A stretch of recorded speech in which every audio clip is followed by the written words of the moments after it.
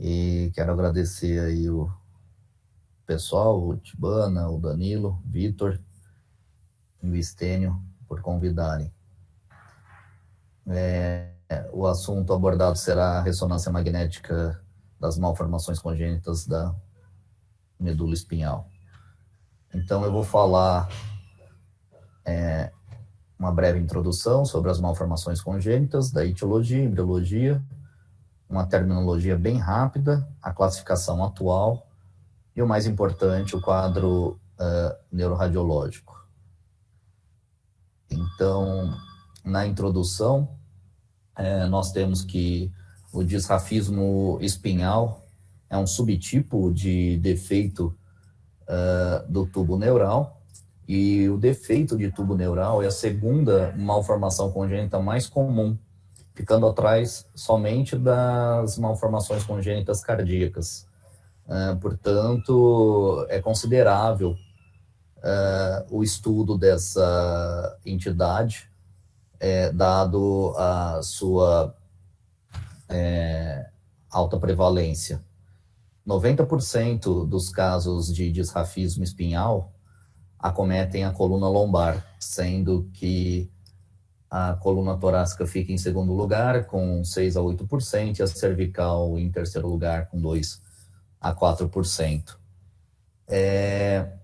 A incidência do disrafismo espinhal varia de 1 a 3 a cada 1.000 nascidos vivos, e isso se dá ao fato da condição socioeconômica do local, devido ao grau de nutrição, né, materna e cuidados pré-natais dessa gestante, visto que algumas deficiências nutricionais são fatores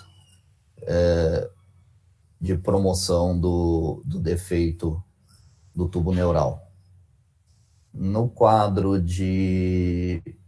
da etiologia, nós temos os defeitos nutricionais, já falado que é extremamente dependente do quadro socioeconômico, sendo que a deficiência do ácido fólico é o principal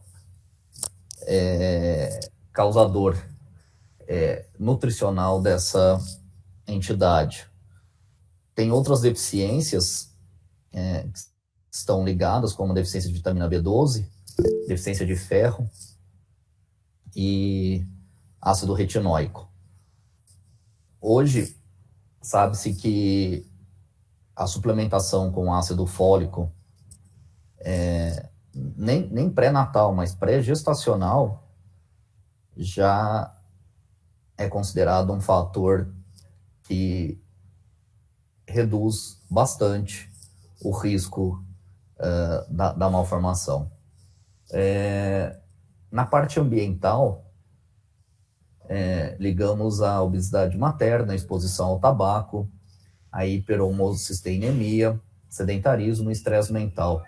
Tudo isso são causas de efeito oxidativo e de inflamação crônica da mulher, acelerando assim a sua idade biológica, né, através do encurtamento telomérico, né? E o fato genético é um fator muito importante. Hoje está muito em voga a parte genética, porém é uma parte extremamente pouco conhecida. No caso do disrafismo espinhal, liga-se esse gene MTHFR, que é o gene produtor da metiletetrahidrofolato redutase. É o gene mais estudado hoje, mas mesmo assim não é o único gene e não é só ele que causa isso. Então, só esse estudo genético, só esse gene não faz com que o fenótipo seja sempre o mesmo, né? Existem outros genes associados e o mesmo gene para diferentes fenotipos, né? Então, precisa ter mais estudos sobre isso. Portanto, não tem nenhum gene específico e não existe ainda, para o caso do disrafismo, um aconselhamento genético. No caso da embriologia, eu acho que a embriologia é muito importante para entender cada parte dos disrafismos. Cada um dos disrafismos espinhais está ligado a uma fase da embriologia, e essas são as 3 fases que nós veremos rapidamente. Então, a gastrulação, a neurulação primária e a neurulação secundária, sendo que a neurulação primária e secundária fazem parte da indução dorsal do tubo neural. Então, na gastrulação, o que nós temos no início dela, em torno do final da segunda semana gestacional e início da terceira, é um disco embrionário bilaminar. Esse disco embrionário bilaminar é formado pelo ectoblasto e pelo hipoblasto. O ectoblasto é formado por células colunares mais espessas e forma parte da parede posterior da cavidade amniótica. Já o hipoblasto são células cuboides, mais finas, e formam a parte da parede anterior da vesícula vitelínica. No início da terceira semana, nesse disco bilaminar, vai se formar uma linha na porção média, e essa linha é chamada de linha primitiva. Em um dos polos dessa linha primitiva é formado uma área de rápida proliferação celular que se chama nódulo de Hense. E através desse nódulo, no seu meio, forma um poro, um orifício, chamado de poro primitivo. O nódulo de Hense e o polo primitivo definem a porção cefálica do embrião. Através desse poro primitivo, algumas células da linha média vão penetrar e afastar dorsalmente o hipoblasto, criando nesse espaço potencial a terceira camada embrionária, a mesoderme. Essas células inicialmente migrarão de forma posterior e lateral. Elas vão substituir o hipoblasto, formando aqui a endoderme, e depois elas formarão a mesoderme. Com a formação da mesoderme, essas células que fazem essa migração lateral vão começar a fazer uma migração medial dos dois lados, até se encontrarem na linha média para formar a notocorda. Portanto, no final da gastrulação, nós temos o embrião com 3 camadas celulares, formado pela ectoderme, mesoderme e endoderme, e também a formação da notocorda. Na neurulação primária, a notocorda vai induzir a formação da placa neural. Essa placa neural vai se dobrar sobre si mesma, formando o sulco neural e as cristas neurais. O sulco neural vai se aprofundar e as cristas neurais vão se aproximar uma das outras na linha média até se unirem. Essa união forma o tubo neural, forma a crista neural, e a crista e o tubo neural se destacam da ectoderme, e essa ectoderme se fecha superiormente. Portanto, temos a formação do tubo neural na neurulação primária. Já na neurulação secundária, existe uma massa caudal ao tubo neural primário formado. Essa massa irá se cavitar, e essa cavitação se juntará com a cavidade do tubo neural anterior, formando um tubo único.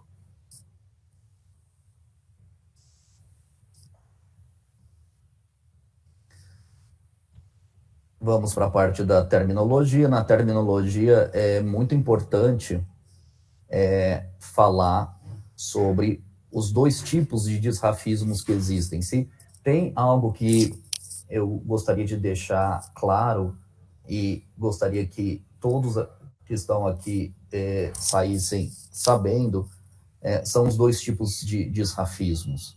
São os disrafismos abertos e os disrafismos fechados. No caso dos disrafismos abertos, o tecido neural defeituoso ou não neurulado fica exposto ao meio ambiente. Então, no caso aqui nós temos pele, e aqui a exposição do tecido ao meio ambiente. Por isso é chamado de aberto. No disrafismo fechado, o tecido neural exposto, o tecido neural não neurulado, é recoberto por pele. Então, nós vemos aqui a pele recobrindo todo aquele defeito posterior, tá?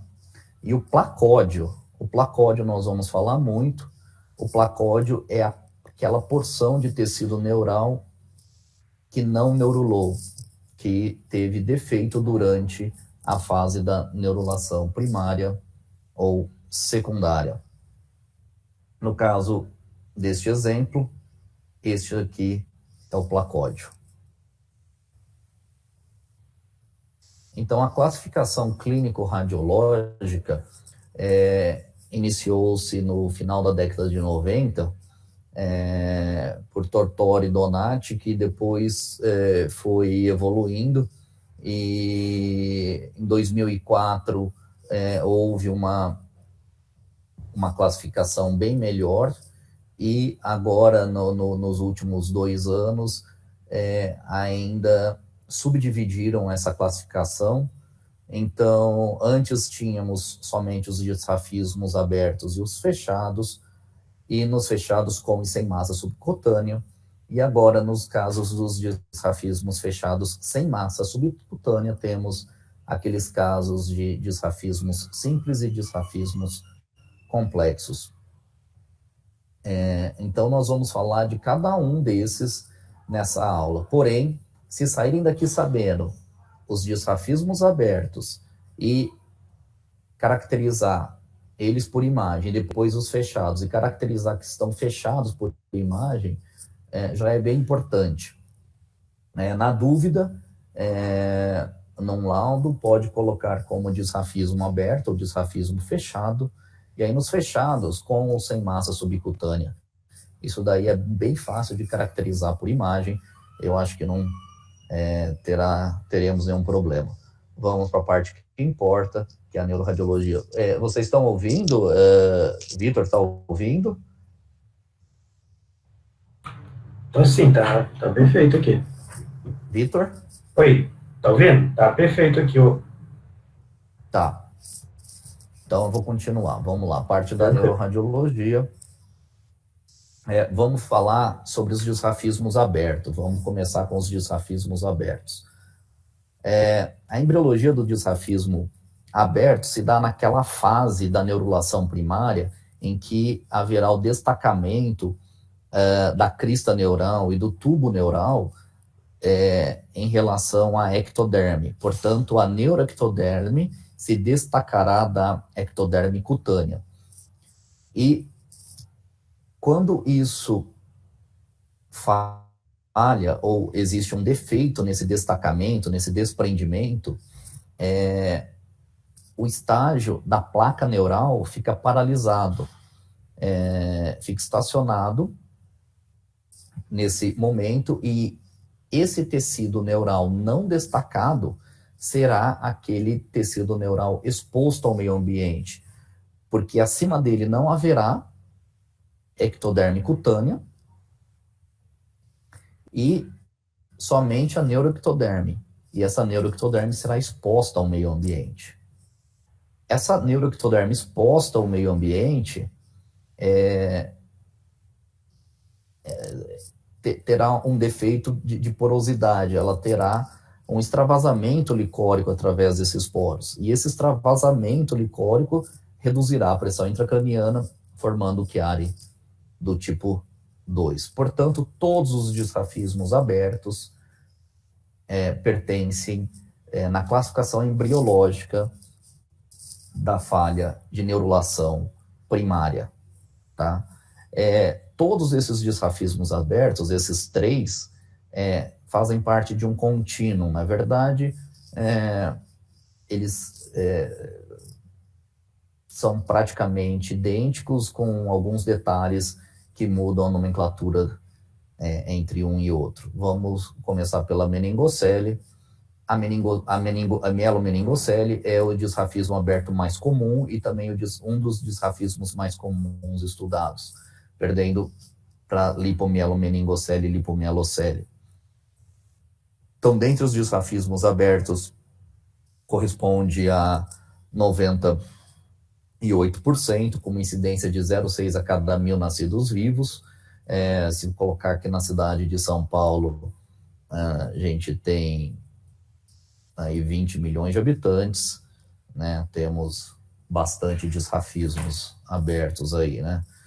Coluna lombar é a mais comprometida, 80% a 90% do caso, sendo que o sexo feminino tem uma certa predileção em relação ao sexo masculino, é uma predileção pequena, de 1,2 para 1, mas existe. E a principal característica da mielomeningocele é que é uma emergência neurocirúrgica. Portanto, é uma patologia diagnosticada em exames pré-natais, hoje com correção através de cirurgia fetal, porém, se não existe essa correção intraútero, essa patologia será corrigida assim que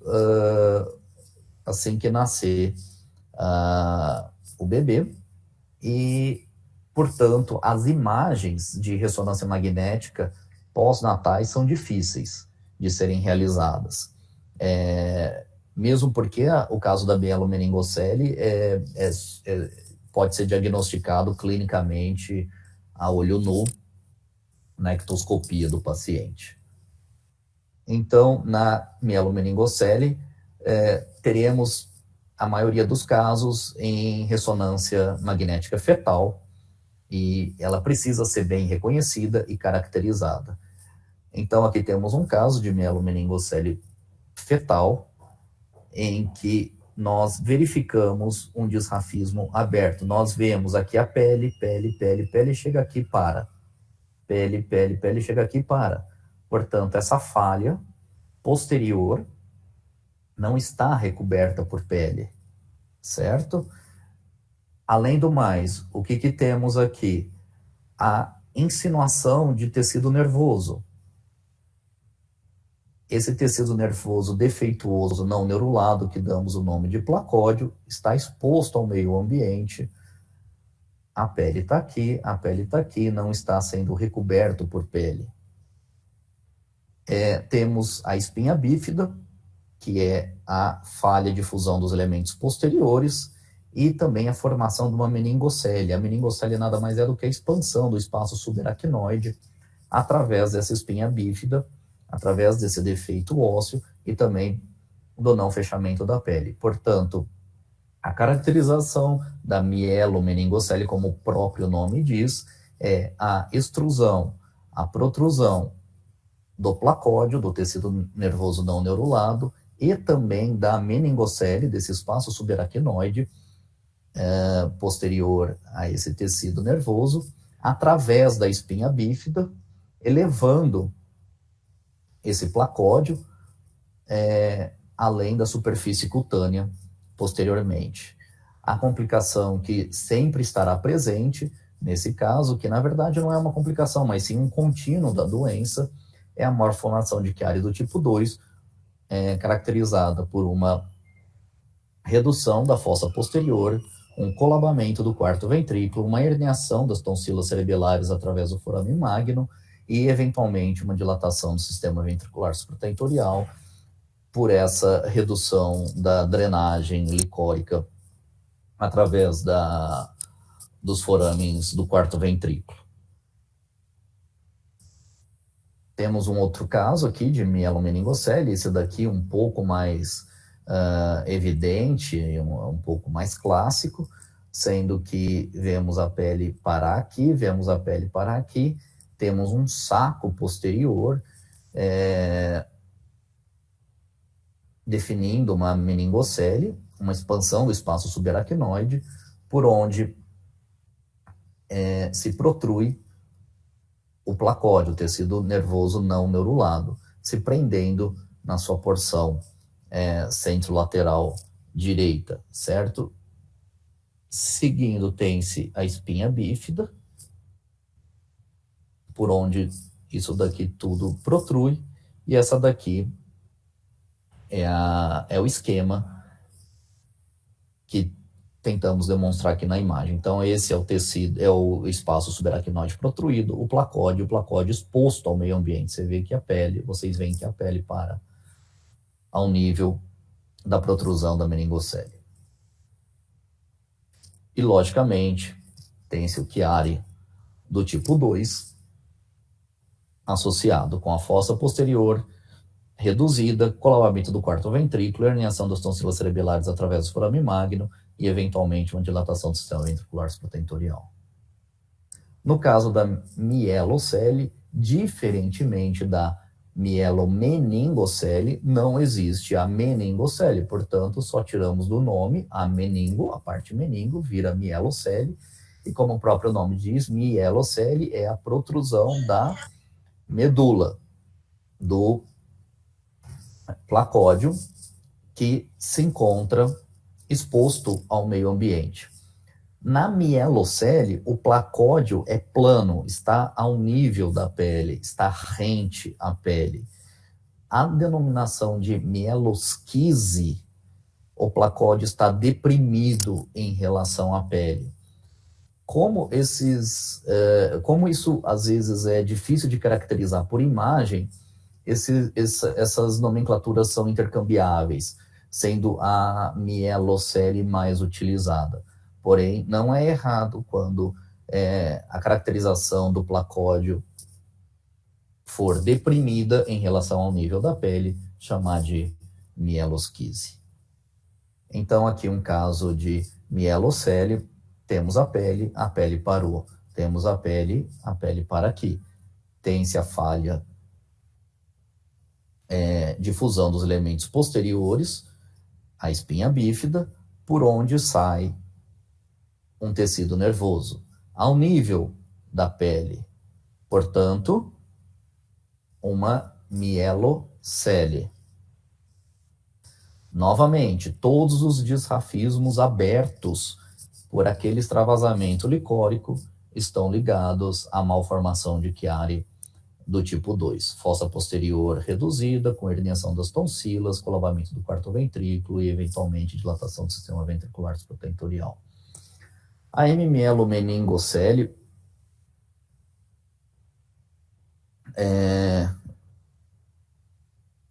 que eu escrevi errado, nada mais é do que uma associação de uma diastematomelia com uma mielomeningocele ou com uma mielocele. Então, uma das hemimedulas não estarão neuruladas, não estará neurulada, e a outra medula estará neurulada, estará dentro do canal. Essa medula que não estará neurulada será exposta ao meio ambiente. Se tiver uma expansão do saco do espaço subaracnoide formando a meningocele, será denominada hemimielomeningocele. Porém, se essa porção estiver rente ao nível da pele, será denominada uma hemimielocele. Esse caso foi gentilmente cedido pelo Dr. Andrea Rossi, do Hospital de Gênova, para publicarmos em um painel do RSNA do ano passado. Eu tenho que agradecer muito a Bárbara por ter conseguido esse caso com o Dr. Andrea Rossi.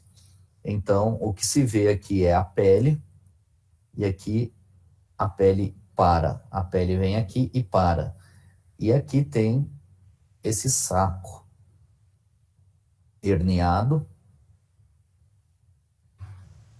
Aqui esse saco herniado com conteúdo licórico, portanto caracterizando uma meningocele.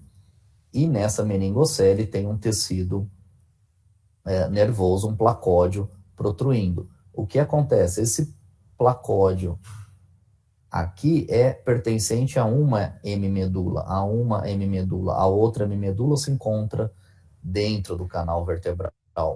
Portanto, essa hemimedula não está herniada, somente uma hemimedula, no caso aqui, à direita. Como tem a meningocele e uma hemimedula herniando, nesse caso é uma hemimielo meningocele.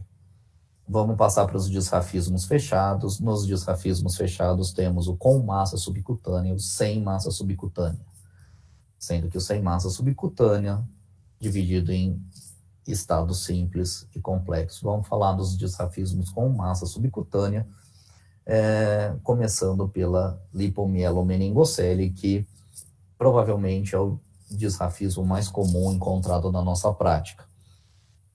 Embriologicamente, eles estão ligados também a uma falha da neurulação primária, mas nesse caso, por uma rotura precoce, por uma abertura precoce ou um descolamento precoce do tubo neural da neuroectoderme em relação à ectoderme cutânea.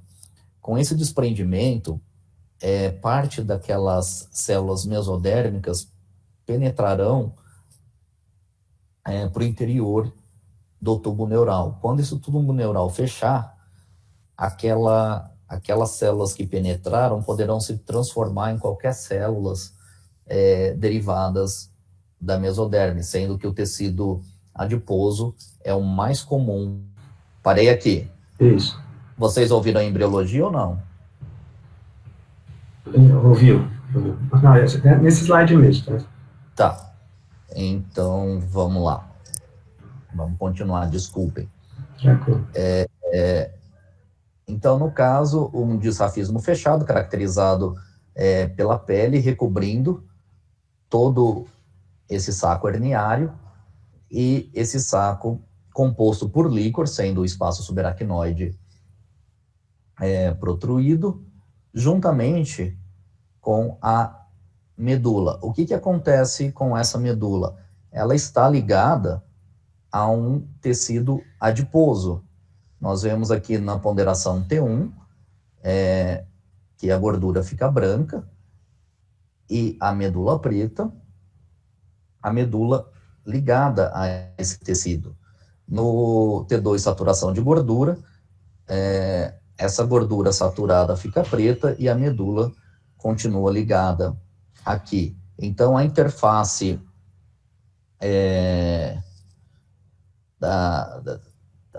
cordo adiposa é fora do canal vertebral, junto ao saco herniário, junto à meningocele, tudo através da falha de fusão óssea da espinha bífida, portanto, caracterizando uma lipomielomeningocele. No caso da lipomielocele ou lipomielosquise, o princípio embriológico é o mesmo, porém, na lipomielosquise, assim como na mielosquise, onde existia aquela depressão do placódio, nesse caso, a interface da medula com o tecido adiposo se encontra no interior do canal vertebral. Então, nós vemos pele recobrindo todo o defeito da neurulação, esse tecido adiposo se insinuando para o interior do canal vertebral e a medula ligada a esse tecido adiposo. Nesses casos, a ponderação T1, na minha opinião, é a melhor, e depois a utilização das sequências com saturação de gordura, dá para a gente caracterizar bastante essa entidade. Então, vemos o tecido adiposo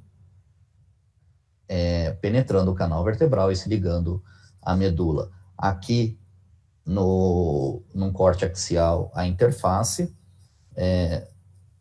da medula com o tecido adiposo, e aqui o tecido adiposo que se conecta ao restante do tecido adiposo subcutâneo. No caso da lipomielocele, então falamos da lipomielosquise, onde o tecido adiposo estava no interior do canal vertebral, e a lipomielocele, o tecido adiposo está ao nível da pele. Então, esse tecido adiposo que penetrou no tubo neural está ao nível da pele e se conectando aqui a essa medula, a esse placóide. Então, temos aqui essa interface medula-tecido adiposo ao nível da pele. Então, esse é um caso de lipomielocele.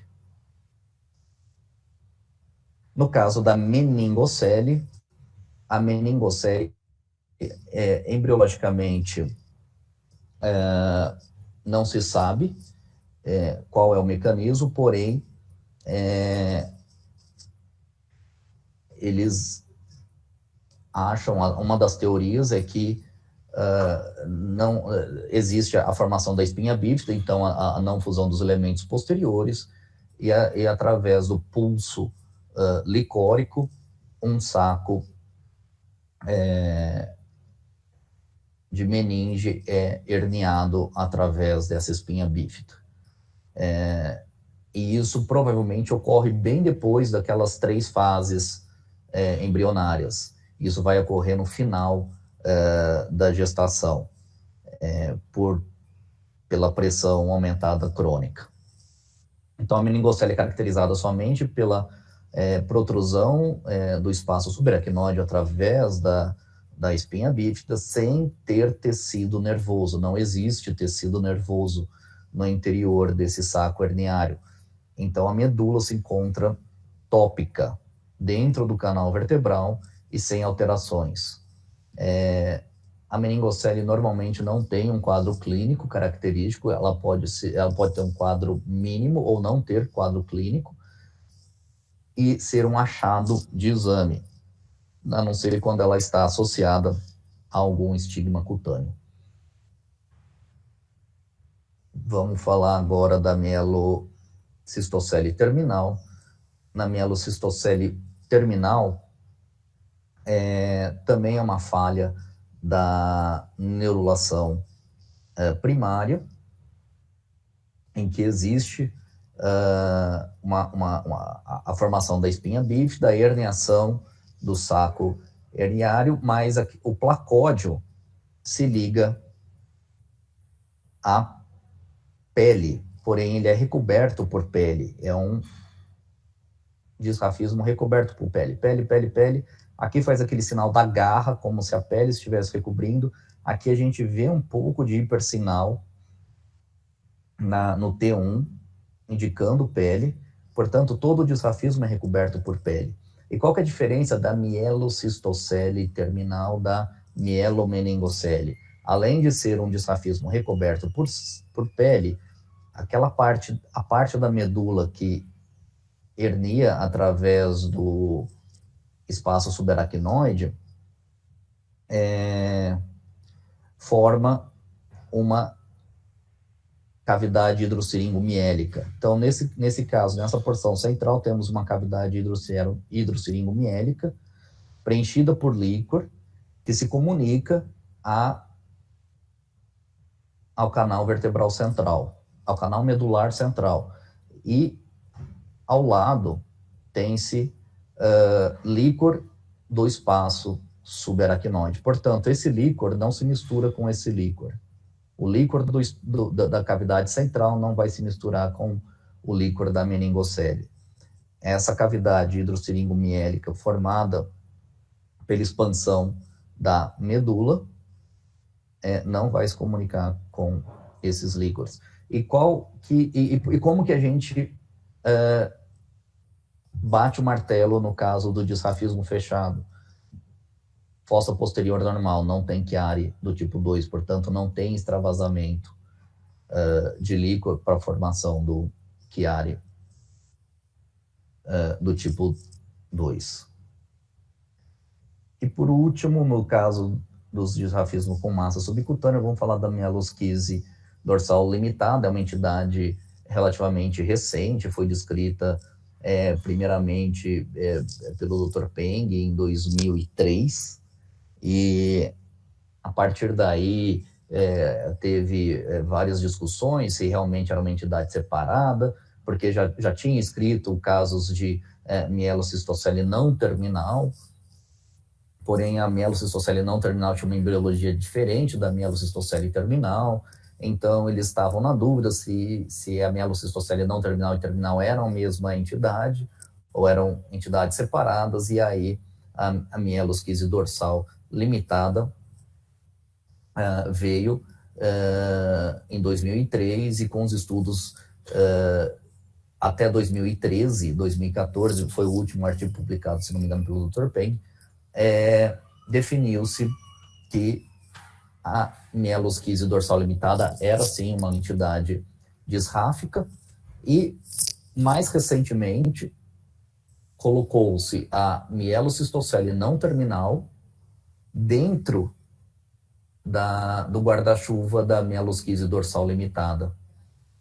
Então, temos a mielosquise dorsal limitada, de fato, como sendo uma falha da neurulação primária, em que uma pequena parte do tubo neural permanece colado à ectoderme cutânea e forma um tecido fibroneural ou fibrovasculoneural, que liga a superfície cutânea à porção posterior da medula, e essa porção posterior da medula encontra-se um pouquinho abaulada posteriormente. Já na mielocistocele não terminal, tem-se a mesma coisa, tem-se o tecido fibroneural ligado à superfície cutânea, porém associado ou com uma meningocele, e nesse caso é a mielocistocele não terminal de forma abortiva, ou então de forma completa, em que esse tecido fibroneural não existe, mas sim existe uma herniação da parede posterior da medula. Então forma-se uma cavidade hidrosseringomiélica, cuja parede posterior se hernia através da meningocele, e a sua porção mais posterior está colada na superfície cutânea. Então, aqui um caso de mielosquise dorsal limitada, tem-se a medula torácica, aqui a gente não vê direito o cone medular, portanto é um cone medular baixo, provavelmente esse paciente tem toda a clínica de uma síndrome da medula ancorada, e segue posteriormente parte desse tecido neural através de um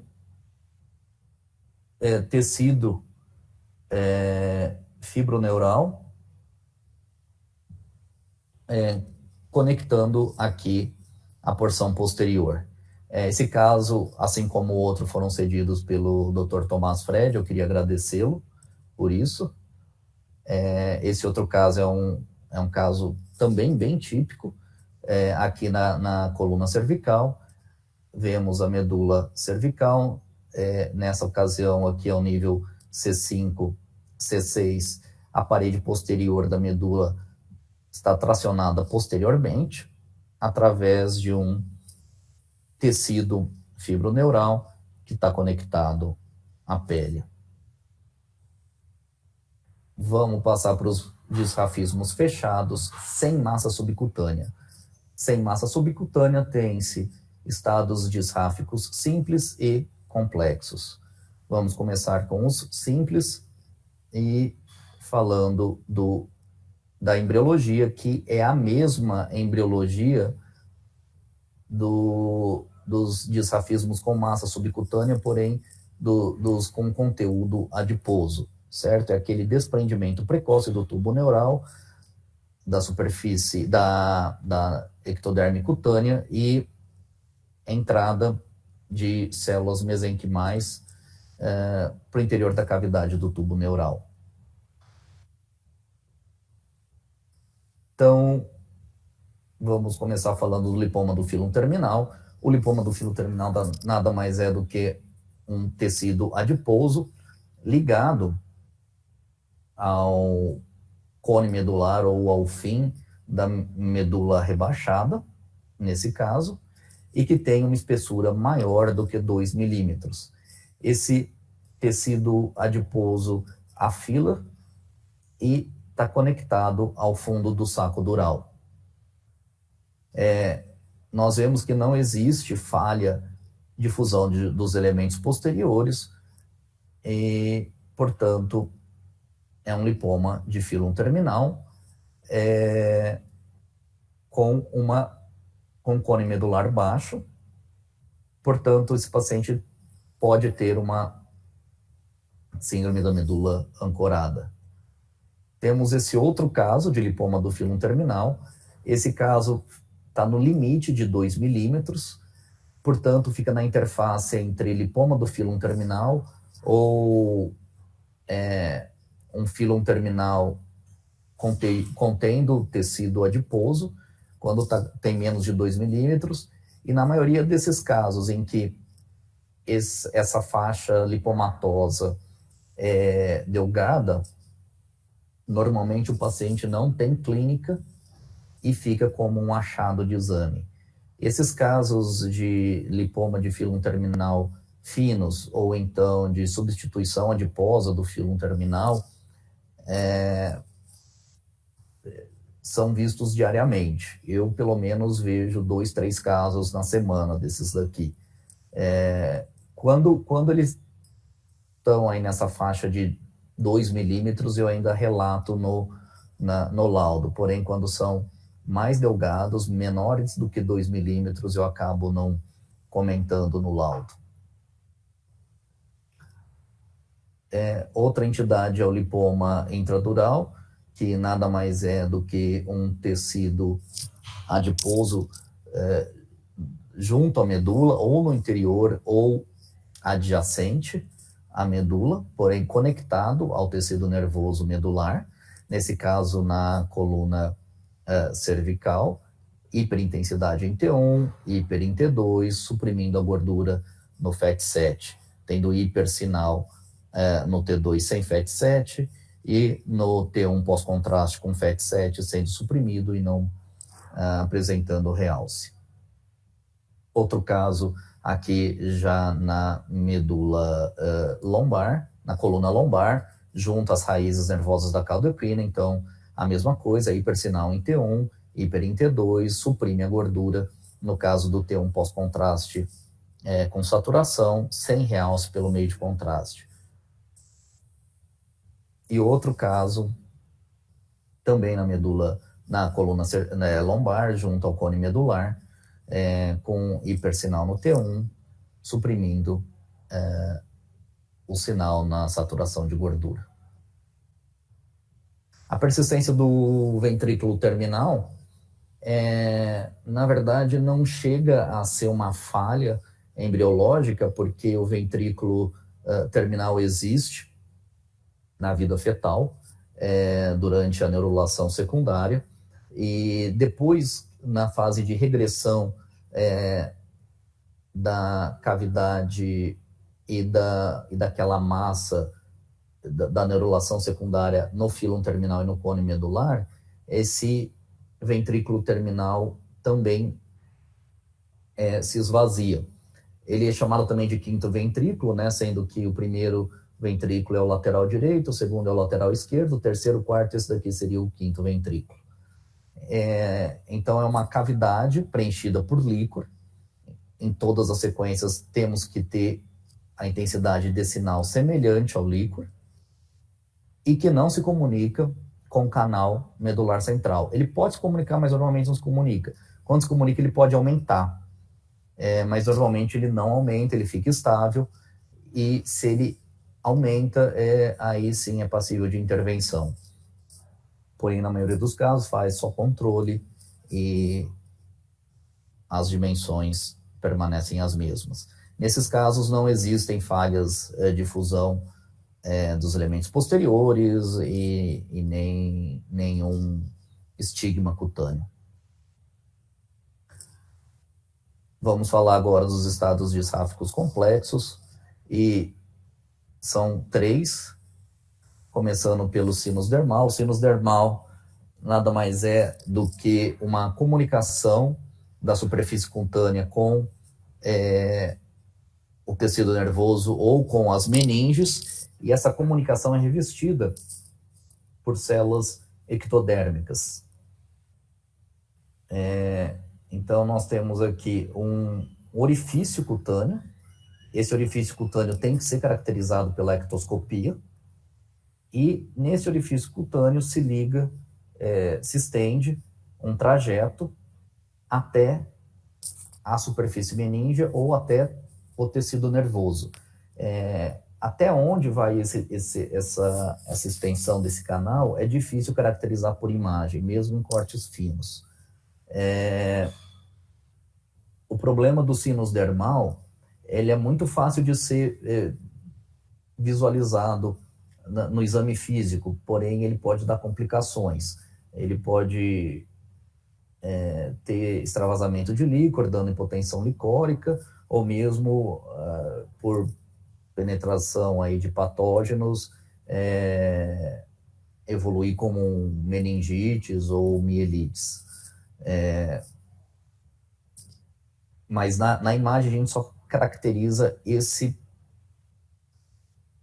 achado dessa faixa hipointensa em todas as sequências, ligando a superfície cutânea até, no caso aqui, o canal vertebral, provavelmente. A diastematomielia é uma falha da gastrulação. Na verdade, quando aquelas células da mesoderme que migram medialmente para formar a notocorda, ao invés delas se juntarem formando uma única notocorda, elas formam 2 heminotocordas. E essas 2 heminotocordas vão induzir a formação de 2 tubos neurais distintos em um segmento, em algum segmento, não em toda extensão do tubo neural. E aí caracterizada a diastematomielia. Então, são 2 hemimedulas. Existem 2 tipos de diastematomielia, tipo 1 e tipo 2. Na tipo 1, ela possui esse septo ósseo cartilaginoso.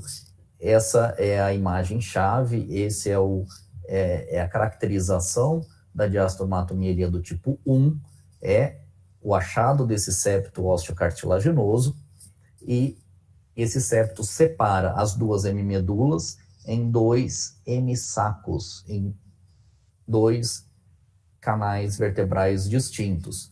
E cada hemimedula é revestida pela sua própria dura mater. Essas medulas normalmente não são medulas morfologicamente normais. Elas têm alterações, porém, por imagem, a gente não consegue distinguir isso daí, a resolução não permite. Então, aqui, uma diastematomielia do tipo 1, vemos tanto nos planos coronal quanto sagital a formação daquele septo, que é melhor vista no plano axial, separando as 2 hemimedulas que se apresentam dentro de seus próprios canais vertebrais. Normalmente, quando existe esse septo osteocartilaginoso, existe uma hidromelia acima. Isso é bem caracterizado nos casos de diastematomielia do tipo 1. O tipo 2 não existe esse septo osteocartilaginoso, pode até existir um septo fibroso, porém, normalmente ele não é completo, e as 2 hemimedulas estão envoltas pela mesma meninge dentro do mesmo canal vertebral.